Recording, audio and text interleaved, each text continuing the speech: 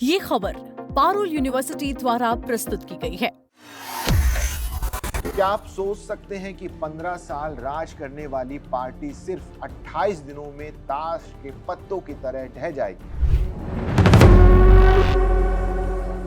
ममता बनर्जी की टीएमसी के 3 टुकड़े हो गए हैं और इसके पीछे बीजेपी का एक बहुत बड़ा दिमाग है।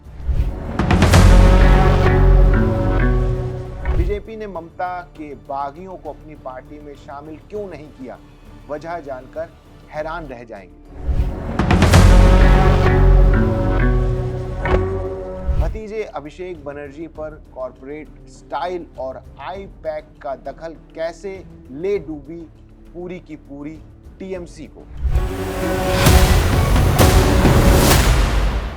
नमस्कार, मेरा नाम है अंशुल शर्मा और आप देख रहे हैं दैनिक जागरण। पश्चिम बंगाल की राजनीति में वो हो गया जिसकी कल्पना किसी ने नहीं की थी। लगातार 15 सालों तक सत्ता में रहने वाली ममता बनर्जी की टीएमसी चुनाव हारते ही पूरी तरह बिखर गई है। लेकिन सबसे बड़ा सवाल यह है कि बीजेपी ने इन बागियों को अपने में विलय क्यों नहीं किया? बीजेपी ने कितना दूर का सोचा? आइए जानते हैं इसकी पूरी कहानी। पश्चिम बंगाल में चुनावी नतीजे आने के कुछ ही हफ्तों में ममता बनर्जी की टीएमसी ताश के पत्तों की तरह बिखर गई। राजनीतिक विशेषज्ञों को पता था कि हार के बाद संकट आएगा, इस पर इतनी तेजी से सब बदल जाएगा ये किसी ने नहीं सोचा था।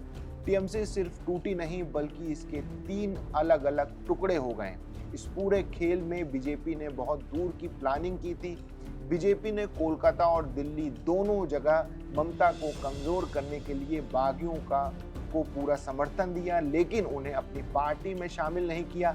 बीजेपी चाहती थी कि बंगाल में विपक्ष का कंट्रोल ममता बनर्जी के हाथ से निकलकर किसी अनुकूल दल के पास चला जाए जो रचनात्मक आलोचना करे, न कि ममता की तरह सड़कों पर आंदोलन।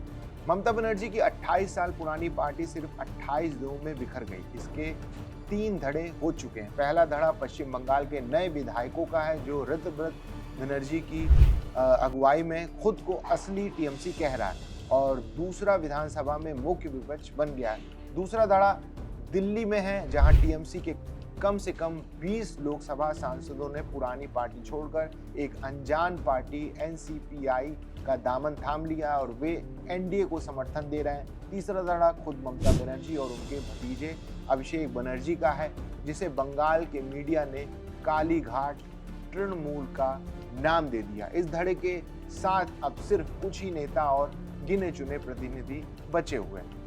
तृणमूल कांग्रेस का गठन कांग्रेस से अलग होकर हुआ था, लेकिन इसकी कोई मजबूत राजनीतिक विचारधारा या दर्शन नहीं था। पार्टी सिर्फ लोकप्रियतावाद और लोक लुभावन नीतियों पर चलती रही। ममता बनर्जी जब रेल मंत्री थी तब भी उन्होंने आर्थिक नुकसान की परवाह किए बिना यात्री किराया नहीं बढ़ने दिया। 1998 से लेकर 2011 तक पार्टी का एकमात्र लक्ष्य वामपंथियों को हटाकर सत्ता पाना था। पार्टी का हर काम सिर्फ चुनाव जीतने पर टिका था। यही वजह है कि चौथे चुनाव में हार मिलते ही नेताओं ने साथ छोड़ दिया। ममता बनर्जी खुद भी इसे समझती थी, तभी तो उन्होंने भवानीपुर की हार को अदालत में चुनौती दी और राज्यपाल को इस्तीफा तक नहीं सौंपा। भारत के राजनीतिक इतिहास में बीजेपी, कांग्रेस या वामपंथ जैसी बड़ी पार्टियां चुनाव हारने के बाद भी टिकी रहीं। बीजेपी के पास हिंदुत्व और आरएसएस का मजबूत ढांचा है, जबकि कांग्रेस के पास समाजवादी उदारवादी परंपरा है। यहाँ तक कि बांग्लादेश की जमात इस्लामी पर बैन लगाने के बाद भी वो अपनी वैचारिक सामाजिक गतिविधियों से बची रही। लेकिन टीएमसी के पास चुनाव हारने के बाद जनता से जुड़ने का कोई वैचारिक आधार नहीं था।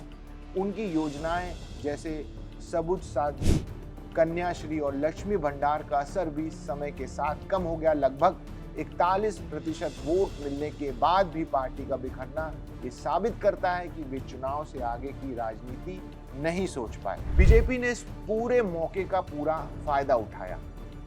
बागी विधायकों के नेता ऋतव्रत बनर्जी ने शुभेंदु अधिकारी से मुलाकात की तो बागी सांसदों ने बीजेपी नेता भूपेंद्र यादव के घर बैठकें की। दिल्ली में गृह मंत्री अमित शाह ने इस पूरे अभियान की निगरानी की।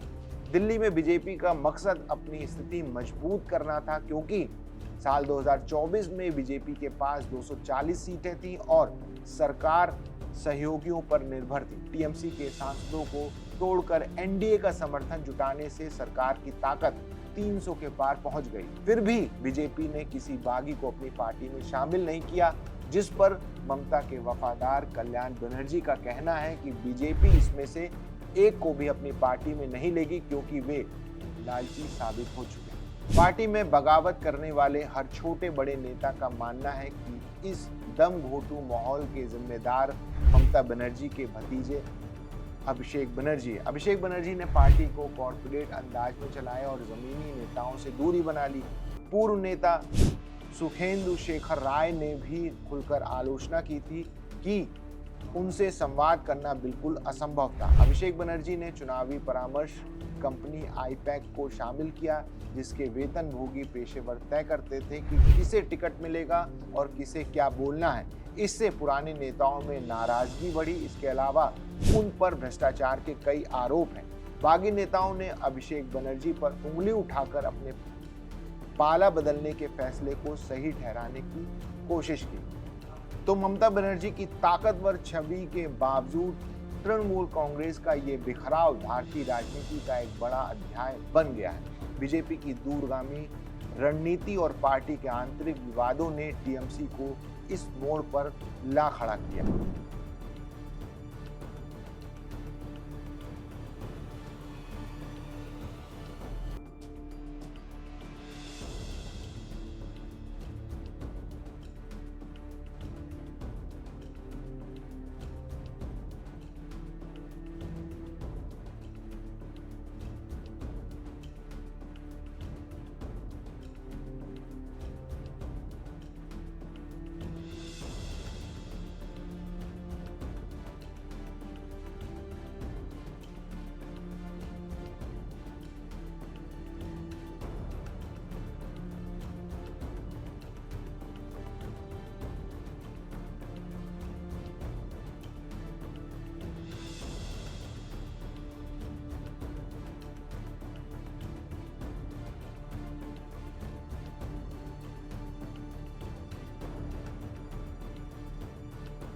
इस पूरी राजनीतिक उठापटक पर आपकी क्या राय है, हमें कमेंट्स बॉक्स में ज़रूर बताइएगा।